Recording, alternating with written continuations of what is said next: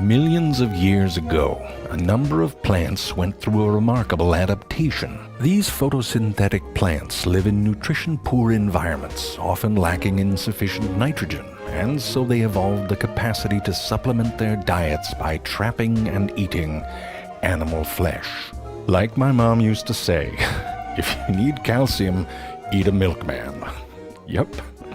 That's what she said. Perhaps the most well-known of these carnivorous plants is the Venus flytrap. Its leaves are divided into two lobes hinged along a midrib.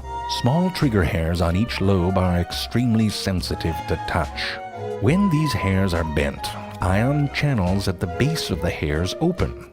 This generates an electrochemical signal, which then changes cells in the midrib and allow the lobes, which are held under tension, to snap shut. It is truly as if we are watching the subtle gears tick of nature's exquisite clock. Why did you bleep that? I said clock. You're making it sound like I'm saying cock. Oh, okay. The leaves shut in two phases. At first, the closure is fast, but only part of the way, trapping larger prey, but allowing smaller, less nutritious animals to escape. Hey, I saw that. That is so fucked up. As if the fly doesn't have enough to worry about. If the right size insect is captured, the finger-like cilia that lines the top of the leaves lace together, eventually forming an airtight seal so that the plant's digestive juices don't leak out and bacteria can't get in. Over the next 5 to 12 days, the insect, or very unlucky frog, is digested, after which the fly trap will open again. If this seems grotesque to you, imagine what a salad looks like to a plant. Think of this as revenge for your mixed greens of horror. If the fly trap is like getting your arms chopped off by the sneeze screen at a Chili's salad bar, the Drosera is death by lollipop hugging. The Drosera is also called the sundew.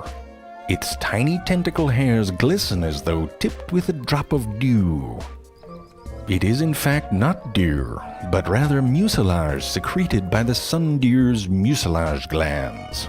No, this mucilage is not like that peanut buttery lung cookie you throated up on the subway. This mucilage is a thick, sticky, glue-like substance that both ensnares and digests its prey. The tentacles respond to the slightest touch, causing other tentacles to slowly bend towards the prey and downwards. The more the animal struggles, the more they are entangled in this external stomach. Except if you are this spider. This spider does not give a fuck. Some of the largest carnivorous plants employ a different, more passive strategy. Nepenthes, or pitcher plants, have modified leaves that act as pitfall traps. Sugary nectar is secreted near the pitcher's peristome, or rim, drawing insects towards a slippery inner wall, which causes prey to fall into and eventually drown in the digestive juices below. What the hell angle is this for a shot? The inventor of the Kickstarter toilet cam finally caught a break. Yeah, totally, it's for nature videos.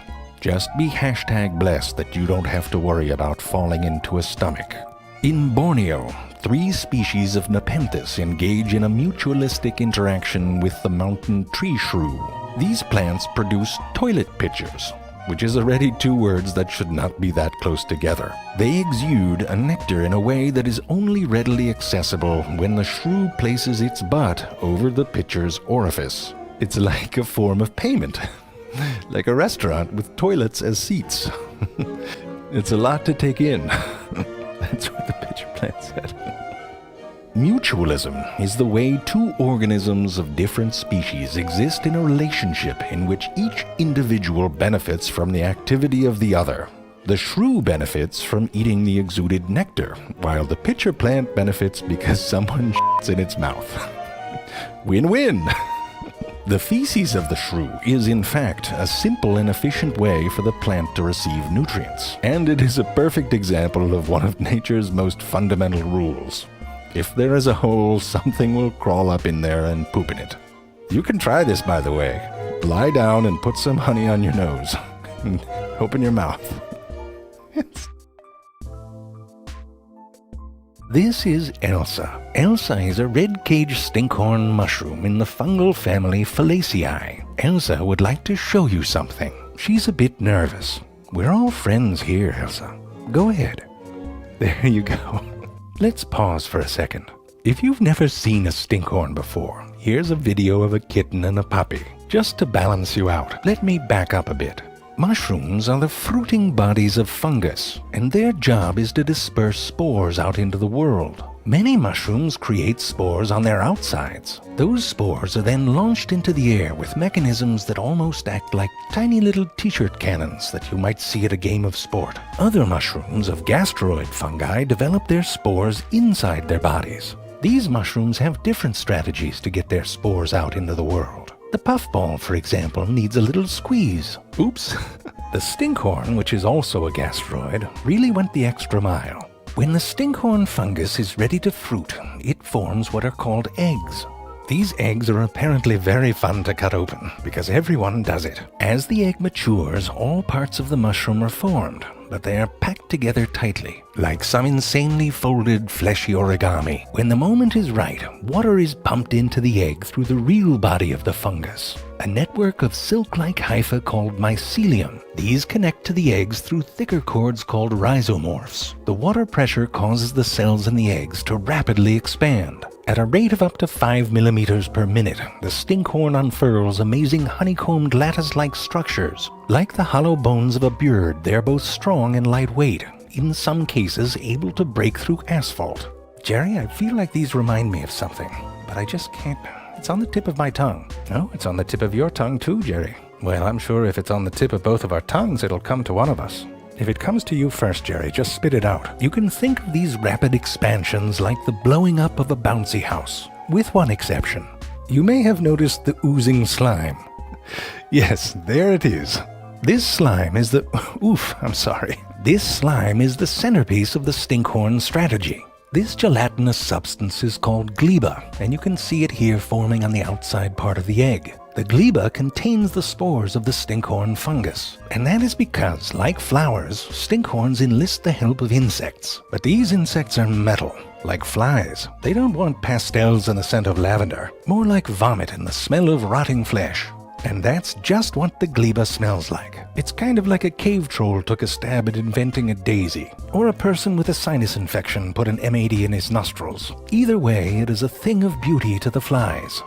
Attracted by the scent, they gather on the stinkhorn and feed on the gleba. In the process of gobbling it all up, their tiny little fly feet are covered in the spores. They will carry the stinkhorn spores to new sources of food on the forest floor.